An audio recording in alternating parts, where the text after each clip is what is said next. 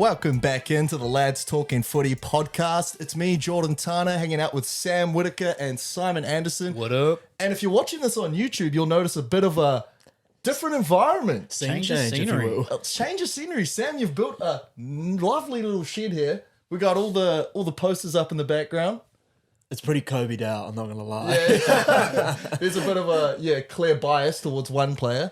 And then there's obviously the Holy Grail over there, which I think might just be off camera, the Steph Curry sign. We're keeping that out of sight. Yeah, just in case the thieves are lurking and we gotta look up that place, try to steal it.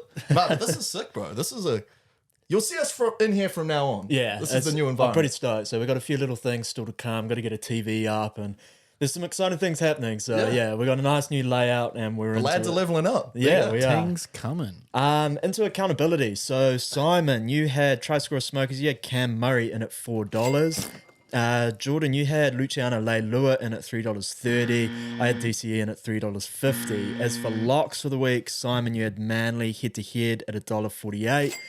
Jordan, you had Cowboys head-to-head at $1.40. And I had Cobbo into Broncos minus 10.5 First missed lock. $3.25. And yeah, Broncos got the spread for me, but Ken Combo didn't go in. I blame you guys for my missed lock, by the way. Hey. I would have taken Panthers. Great week for Mong, though, bro. Yeah, Two nice. from two. Yeah. Shout out Cam Murray. Got an absolute gift and needed- almost gave it away. You needed one good week for the credibility of the show. Yeah. Well, into The Try fact Score of fiction was definitely not helping my credibility. into Try Score Trifecta, I had Valamay, he went over.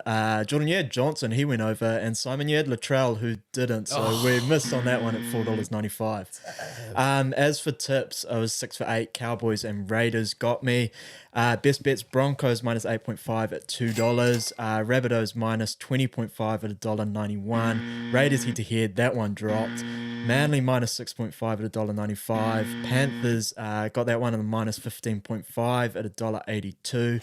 Broncos to cover that line 4.5 at $1.87. And the Cowboys missed that one on a minus 8.5 at $1.91. Yeah, very nice. And the hot streak for me is well and truly over. 5 from 8. So, yeah, we're missing a few now. And I still did all good on the props, though. 4 out of those 5. Broncos minus 8.5 to cover. Rabbitohs 13 plus. Panthers 13 plus. Bulldogs 1 to 12. So there's a couple like pretty easy picks in there. But, we'll take the wins when we get them. Nice. Yeah, I was 5 from 8. Same with you, Sammy. Raiders and Cowboys let me down, but I had the Dolphins as well let me down. So Yeah. bullshit. I was worried about that Raiders game. I think we'd said on the show as well, but I didn't really pick the Cowboys to get toppled over that. That was pretty ugly. It's pretty, that's back to the form before this hot streak. Yeah. After all before the praise that was heaped on them. It's because we jumped on the bandwagon. Yeah. At least it's coming before finals. Though. Yeah, That's the only thing you got to Scheduled take loss. with it. Yeah. Scheduled loss. Headlines. I just got one for you. The Melbourne Storm have reached out to Payne Haas's manager, expressing their interest and have reportedly met with him. They can't officially do anything until November 1st, but Payne's father admitted that at the beginning of his career, he was set to sign with Melbourne before a last-minute call from Wayne Bennett convinced him to stay at the club. Warning signs if he is heading to the Storm. Investigations in Melbourne's salary cap. Well, we've been there before, and it wouldn't surprise me if history repeats itself. But Well, they were celebrating it on the weekend as well. what were they celebrating? The victories that were stripped of them. That was against the Eels as well. They were celebrating on the field, brought the trophy out and everything. We always talk about the Storm dynasty, but we got to remember it only started from like 2012 onwards. Yeah. They don't have the like 5 chips in 20 years or whatever it is. They actually have more like 3 or 2 or whatever it is. They've But got a big bubble asterisk I next tell to you their what, champs. the news that you bring every week, Sammy, is like super monster teams being created because first it was like Tavita Pangai Jr. and who was it?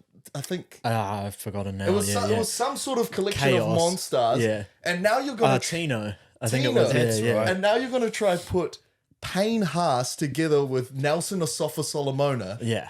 I mean, that's like, that's crazy. Yeah. That's like a combined 250 kilos running through the middle. Yeah, averaged well over 6 foot for their forward pack just from those two alone. Fucking hell. Absolutely wild. I mean, obviously, it can't happen until November 1st when they can actually table an offer. But the fact that I believe they've actually already met with him, his father said for some weird reason that he did want to play for the Storm. Yeah. So if traction builds here, or if something ugly happens to the Broncos in their final run, it's going to be interesting. What's the because I don't really keep tabs on the financials too much, but what's the average sort of market value for top level props? Are they getting in the millions? You'd have to stated that he wants millions, so and he'd fucking and well he and deserves truly. it as well. He's the top prop. I'd say he'd be looking at something, unless someone actually ridiculously came out, he'd be looking around like that 1.1, 1.2 a season. Yeah, so okay, that's crazy. Yeah. We have the top paid prop, don't we, with AFB? Currently, yeah, on Clarkie's column, I saw his list that came out. I don't think he's been tabled like he's the highest paid by the bracket at the moment, but wild if he actually does end up signing with them. Damn. As for takeaways, so my takeaway from round 22 is Newcastle Knights. They've now won 4 games in a row, and the aggregate score in those last 4 games is 154 to 42. So the Knights have put 154 points on in the last 2 games. Now, Most of them against the doggies. yeah, so here we go. They defeated the Bulldogs 66-0, the Tigers 34-18. So you can kind of check those ones off, but Yeah. the Storm 26-18, and then the Raiders 28-6. So the Dolphins, Bulldogs, Rabbitohs, Sharks, who are slipping, and they finish with the Dragons, is who they have remaining on their schedule. Now, we've been talking about the Warriors' run home being a very easy sort of one. Yep. That Knights' run home is not bad at all, and they are well and truly about to sneak inside this top 8. You did say as well when Simon was breaking down the contenders for that top 8, you did say keep an eye on the Knights. Yeah. And after looking at that schedule, yeah, well and truly keep an eye on the Knights because they're going to make a play, man. The Storm's not an easy one to knock off, and then the Raiders as well, who they're obviously not putting points on teams, but they're winning games. They're winning games. They were in the top 4 and a couple especially of at weeks home ago. as well. They're just a hard team to get over. So they did well by just blowing them completely out of the water and getting that job done. So yeah, they're playing like a top 8 team too. It's not going to be easy run home, sneak into the 8 and then just get washed in the first round. They could really, depending on the matchup, say they get like a Raiders. Not a Raiders. Yeah, Raiders. Yeah, Raiders. Or a Rabbitohs, coming off a few injuries. The Knights could win a game. They've got some attacking flair. Bradman Best is playing his best footy since Origin. I think you've highlighted him a couple of weeks ago. It's and just incredible. their halves are actually playing really well. I guess more than their names would. People would, So the team is finding some form, and you're saying about the game against the Raiders, they had a couple disallowed. Like the Raiders only just scored towards the end. It could have been a massive blowout. Yeah, I mean, it's crazy. Or bigger blowout than it was. Yeah, keep an eye on the Knights, man, because this finals run or the last couple of weeks in the NRL season is going to be very interesting. And that schedule's quite tidy for them. I wonder what they're paying for top 8. That could be a nice little bit. $1.72 now. If you jumped on 2 weeks ago, they're at $17. Damn. We've got to stop. We've got to start listening to our. I own blame you, advice, bro. You drove the price down. People listened to this and jumped on it. I should have jumped on it. Hey, speaking of a bet that I jumped on, my takeaway is that the Panthers might be the biggest cock blocks out there because I think they're kind of standing in the way of me and my $100 Warrior minor premium, standing in the way of our bet. Our minor premiership bet. Did you bet on it too, probably? Nah, I haven't.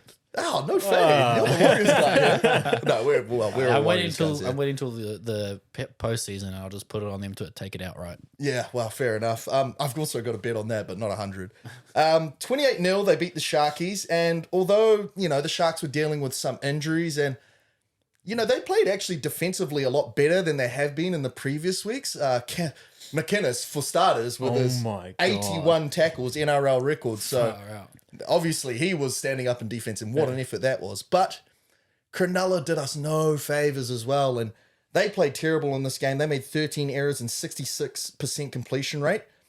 However, the Panthers are starting to show why they're the creme de la creme, especially with Nate Cleary back. And as per usual in this game, they defended at an insanely high clip. 0, obviously, is a byproduct of that. The wingers were carrying brilliantly. To'o and Taruva both combining for 353 run meters and both scoring a try. They just got some of the best runners in the back 3 in the whole competition, so that gets them out of trouble. And then the man I mentioned before. Holy fuck, man. Nathan Cleary at his absolute masterclass best in territorial kicking and in goal line offensive kicking. He's come back, and in this game, he really firstly, put a statement out there to Nico Hines saying like, nah, man, I'm the guy. I'm the guy. If all you fantasy players out there that are taking Nico Hines at that expensive price, nah, take me on the run home because I'm going to get you to the finals. And man, it was a masterclass. 101 fantasy points he ended up with. So, and it was mostly like kicking stuff. So 781 kick meters. Fuck. 2 try assists off kicks. 2 40-20s in one game. That's like Cherry Evans spec. 3 forced dropouts. And yeah, it led to him, the control of territory led to 50 plus tackles for the Sharks in their own 20. So Nathan Cleary pretty much on his own suffocated the Cronulla Sharks and made them do all those errors. And I'm making Panthers look. You know who Nathan Cleary is? You know when you're a single man and you're out on the town and you're out on the graft and you're like grafting up a chick and then your mate comes over and he's like, hey, your missus just called me. She's wondering where you are. Right in front of the chick you're grafting. That's who Nathan Cleary is. He's one of those guys, and that's what he's going to do to my Warriors bet. So, Panthers, please, for the love of God, I need this. You know what's, Chill out. You know what's wild is obviously he's come back from this injury. A similar thing happened last season. Yeah. And it happened a little bit later on, but he's gone and he's had himself a good couple of weeks off resting. Those Panther boys are ready to go again in this finals run. I mean, I hope they drop a couple and those Warriors get the minor premiers, but the Panthers are fucking scary. They've had the minor premiers the last 3 years, right? Yeah, I think so. It's definitely the last 2. Yeah. It's just the 2020 season where the Storm won. I believe they won it that season as well. That's Don't crazy. quote me on it, but Yeah, I was looking at their run home. They've got like 3 teams who are just on the edge of the top 8. They've got Manly, Titans, Eels, and the Cowboys after the Storm this week. So, like, if those teams get hungry for a position, they could drop it. They could take it off the Panthers. But I'm just kind of hoping for some complacency. Yeah. Storm got it in 2021. Oh, okay. Okay. Well, yeah. Well, that's it. Yeah, they're being cockblocks. Yeah. Well, keeping up to the top of the table, my takeaway: Broncos. I just straight up think this is a bit of a gentlemanly takeaway, but I think they're one of the most enjoyable teams to watch. Like the leadership and delivery of attack is spread right across the spine, like which gives them multiple threats to exploit and leads to more opportunities as teams can't really run a fixed defense to kind of nullify one of the main options. They've got so many strike options, so many players who can run plays, run moves, and be that final kick option that it's really exciting to watch that they don't have a real static, consistent style of threat. Like I don't want to talk shit about the Warriors, but they have a tried and true method on attack, which is they run plenty of options out the back off Sean and Chance and exploit the man advantage and score a lot in the corner. But I mean, you just look at like the first try, which was I can't remember who finished it, but there was 3 phases. They went side to side. There was a Thursday game so long ago. Yeah, I know. There was like all 3 phases leading into their first try was Carrigan, Walsh, Reynolds, Mann, pretty much all touched the ball. They all had multiple options off them running each phase, and it was just like beautiful structured footy. And then the next try was like the complete opposite, where it almost looked like it broke down. Walsh had the ball, had the vision, looked up, and just this pinpoint kick pass to Mann on the other side of the post. So my just takeaway is that right up there with the Warriors, I think the Broncos are probably the most exciting team to watch. Oh, okay. Yeah, I agree with you. I mean, it's not a pedestrian attack. There's just always there's a man with pretty eyebrows lurking out the back, and he brings some flair. He's so good, man. He's unreal. He is so good. But I was watching the highlights, and I think Paddy Carrigan needs more. Like, I don't know if he gets enough from this side of the ditch, but there's so much he does in that attack that is so critical. Like his ball playing skills and the way he draws in numbers is right up there with any of the best loose forwards. He played on an edge in that game as well, and he actually looked pretty good. It was good to see. Player that impressed me from round 22, Jaden Campbell. Is the player that impressed me a couple of weeks ago, and he's done it again. He had the second most run meters in this game against the Cowboys with 182, but he only played 64 minutes. So he came on for AJ Brimson partway through the first half. He finished with a try, a tackle break to go along with it. He made some good defensive plays throughout the game as well, which I was really impressed with. It's not something that you sort of think of when you think Jaden Campbell, but he played his role really, really well. And when he needed to break a game open or take those moments, he sees them really well. And he obviously re-signed with the Titans for 2 more years, and keeping him. They're going to keep him there until the end of 2026, and I hope that they manage to fit him into this offense properly, because the more time he spends on the field, he just looks better and better each week. It's ridiculous. Well, he's such a talented player that you'd think He's giving him a pure footy player. Yeah, giving him a consistent role in a consistent position where he knows what he's doing every week, instead of moving around, being 14 one week or being 6 the other week or being fullback the next week. Just put him in one role and let the mind get comfortable and let the creativity start flowing, because we could see some real magic from this kid. It's good that you say something about his defense, because it's the one thing holding him back, right? Is his size. Yeah. He's so tiny that, it looks like fucking your grandma could bowl him over. But if he's starting to defend well, if he, has a few meal plans going into next season, and he gets the weight up, a few Sean Johnson supplements. He needs to run MJ's like school bread diet or something, loaf of bread a day. Just bulk him out. He needs to get on the Get him a puku, bro. Get on the JT diet, bro. 4 cans of baked beans a day. Yeah, super impressive from him though. And just when I was looking at the run meters, to have only played 64 minutes, and he was just off the top. And that was just, it really impressed me, because those backs, or the Philip Sami was just running rampant out there for him as well. Philip Sami with the Alex Pereira try celebration. Yeah. He's a big UFC guy, because he does all the UFC celebrations. And it's right after as well. They seem to always play like that Sunday afternoon slot, and when it's fresh, he's throwing them. He's relevant, bro. He's clued in. The player who impressed me was Jerome Hughes from the Melbourne Storm. And I could have easily gone with his running mate in this game, Harry Grant, because he was spectacular as well. But I thought I'd go for Jerome Hughes, because he's kind of like the forgotten star of that team. Like, we all know about the two-man game of Harry Grant and Cam Munster and how superstar electric they are from week to week. But in this game, it was actually the combination of Hughes and Grant that absolutely cut that left side of the Eels to pieces. And yeah, he played amazing. 103 fantasy points, which led the whole league. 1 try, 185 run meters, 3 line breaks, 4 line break assists, 4 try assists, 6 tackle breaks, 373 kick meters. Those line break and try assists, we're getting into drink water numbers with those. That is absolutely phenomenal. And yeah, he was just real confident all night and taking it to the line. And Harry Grant was doing well to, fix his marker by doing little threatening runs. And then Hughes was pushing up like a Munster would and made the defense hold. And then Hughes was doing the right playmaking decisions with a little tip pass back inside to, I think, McDonald scored a try. Yeah. And then doing like little skip balls out to the wing where Warbrick got a try. He was just on that whole game. That's as perfectly as I could put it. He was just clued in and on, and he was making all the right decisions.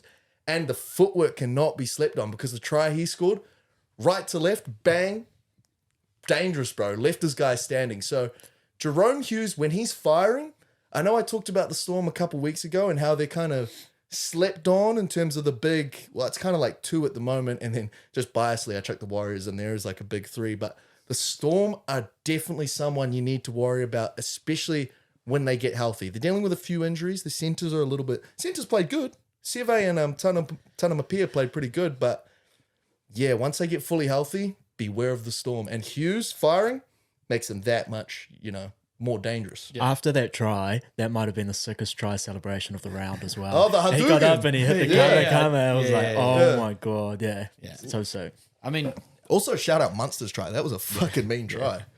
I just think Hughes has a bit of a reputation of being a real role player half, but it was really nice to see him just kind of show out and do some of the stuff that Munster kind of got a name for. Yeah. And as part of that team, as the kind of one to just light up an attack. So yeah, I mean, I'm happy for it. He's a Kiwi man, so we need. And he shows he's kind of like the A-side Kiwis half. Yeah, for sure. When he plays for us, so he plays that role so well though. Like, when you've got a guy like Cam Munster, you've kind of just got to let him do his thing, and he's got to be that X factor. And then you've got Harry Grant. As soon as there's a quick play of the ball, it can't scoot out to you because he's going as well. So he plays that so well.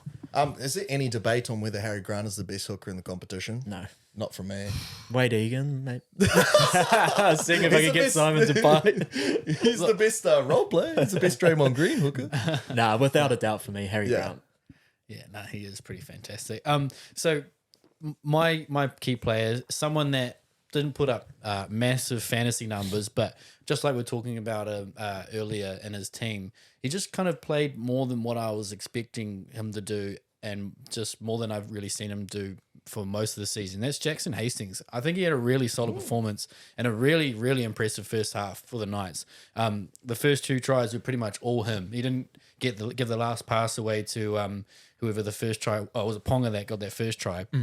But that short ball to whoever the prop was, that was just fucking money. Like, he was making the right calls every time he had the ball in his hand. And I was watching the highlights to rewatch it all today, and the man was like barking orders like all game. Yeah, like he is a massive general for the team. Well, that's how he keeps getting contracts and opportunities with these teams, because first and foremost, he is a general on that field, and that's how teams love using him, and he is so good at that role. Yeah, but just to highlight, man, the fucking long ball he threw to Maju was like pinpoint and pretty flat. Like, if you saw that on a touch field, you'd be like, oh, that was mean. Yeah. Straight to the winger across. Johnson-esque. Yeah, I didn't want to say it because that's a high standard, but, you know, touches of Johnson, but it was a risky long ball across a few defenders out there, and he just hit him on the money, and he went in kind of pretty easily. But just to cap off some of the numbers, so 2 line break assists, 1 try assist, 1 forced dropout with 150 kicking meters. So they gave Gamble the boot for most of the game. But I think a solid performance from Hastings, and, you know, I'm happy for him, to be honest. Yeah, for sure. You're a bit of a Knights guy now, eh? Bradman Bears, Crossland. You put the Bulldogs jersey away when they started struggling. Yeah, facts, bro. Yeah. I've just got a nose for a team that's making a run. You got a nose for winner. You're like a bandwagoner, you are. But I'm in there early, you know. It's round 22, round 23. No, but I've been on the Knights for weeks now. Yeah, no, yeah. For a week now. Nah, I like it. Okay, into the preview. So round 23 is upon us. The Roosters take on Manly. That is tonight at Sydney Cricket Ground. So we've got Egan Butcher is out for the Roosters. Tui Pelotu is out for Manly. Now, the Roosters have just shy of a 70% win rate here, and Manly only have a 25% win rate. Damn. The last 4 games between these two, they've both won 2 each. But at the Sydney Cricket Ground, the Roosters have won the last 2 games in a row by a 13+ margin. Ooh. I'm going Manly here. I still What? Fuck the stats. There's still kind of an outside chance to make this 8, and the Roosters, for me, it's done. They're going to go ruin some seasons, but I don't think they're going to ruin Manly's season just yet. I like them here, so I'm going to be taking Manly on the plus 3.5 just for a little bit of safety at $1.95. I hate those lines, but in case it's a 2-point game, then we'll see. But the lines are shit this week, bro. If you're always thinking of like an upset that could happen, but they're the underdog, I don't mind a small line take. But as you said, the line is at plus 3.5. So the Roosters are the $1.62 favorites, and the Seagulls are the $2.30 underdogs. I'm actually going to go Roosters though, because they have looked a little better in recent weeks. I know their season's pretty much done, like you said. The Seagulls have an outside chance, but I don't think it's going to matter to the Roosters. I think they've got a lot of pride in this team, and they've still got a strong team out there with all the stars playing. So, you know, those guys have pride to win games. And the Seagulls got them over in a real close game last time, in which the Roosters dominated territory and possession for a long part of that game, up until the second half where the Seagulls took it. So I think with this Roosters team playing a little bit better with people in their more natural positions, I think they're going to have a little bit of revenge on their mind at home and get this one done. It's going to be a close game, even though the Seagulls lose 13+ or whatever, like you said. I'm going to stick with the Roosters 1-12 at $3.25. See, I'm a Manly man tonight with Sammy here. I think they're going to get it done. Just comparing the two outfits and their most recent round. I mean, the Roosters kind of showed some glimpses of. Well, barring last week, I should have said, because Roosters were terrible last week. Yeah, exactly. So, I mean, I'm picking that it's going to be a similar scoreline, but not as drastic, because the Broncos aren't a far greater side than Manly at the moment. But I do think Manly are going to get it done. I think it's going to be close. I'm going to take the Eagles 1-12 at $3.60. Nice. And this is, in fact, when my smoky comes in. And there's some fantastic value on this. A man in the centres for the Eagles, Brad Parker, $4.20. Okay. Oh, tasty. I like that. Who's scoring at the start of the season? Yeah, you'll like this as well, Simon. Just after we've put our bets, I came across this today. Every time Matt Lodge first plays his old team, he wins. So the Broncos defeated the Tigers in 2018. Warriors defeated the Broncos in 2022. The Roosters beat the Warriors earlier this year. Manly take on the Roosters tonight. Effect. So, yeah, not much of an effect, but anyway, we'll see. Warriors take on the Titans at Seabus Super Stadium. So, same 17 really for the Titans. Obviously, still no Tino. Tavanga returns for the Warriors, but he has been named on the reserves. Coming into this, the Warriors have a better record at Seabus Super Stadium than the Titans and have won 19 of their 31 games against each other. It was at home for a bit, was it? Seabus? It was a little like ages ago. Yeah. Pandemic era. Yeah. The Titans the Titans have won the last 3 games in a row against the Warriors, and at Seabus Super Stadium, the Titans have won 3 of the last 4 against them. I'm going Warriors. Titans really showed last week that they don't need Tino to compete in games, so this will be interesting, but my best bet for this one is I'm taking the Warriors head-to-head at $1.38. I don't really like that line again. It's a bit big. And this is where my try score of Smokey comes in. So Josh Curran had a double the last time that they played each other. Niokore comes into that right edge spot, and I'm taking him at $4.25. Okay, very nice. So Warriors are the $1.38 favorites. Titans $3.10 underdogs. With that line sitting at an icky plus 8.5, like you said.